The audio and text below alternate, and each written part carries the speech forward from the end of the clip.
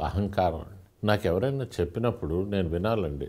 నాకన్నా పెద్దవాళ్ళు, లేకపోతే నాకన్నా చదువుకున్న వాళ్ళు, నాకు సీనియర్స్ అయిన వాళ్ళు నాకేదైనా చెప్పినప్పుడు నేను వినాలి తప్ప నేనెందుకు వినాలి అని నేను తలబిరుసుగా మాట్లాడితే చెప్పేవాళ్ళు కూడా చెప్పడం మానేస్తారు. మానేసినప్పుడు ఏమవుతుందంటే ఏది మంచో ఏది చెడో నాకు తెలియదు. నా అహంకారమే నన్ను నడిపిస్తుంది, చివరికి నన్ను నడి సముద్రంలో వదిలేస్తుంది.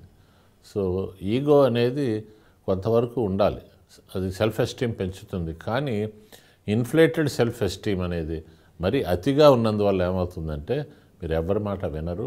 మీకు ఎవరైనా చెప్పాలన్నా కూడా భయపడతారు.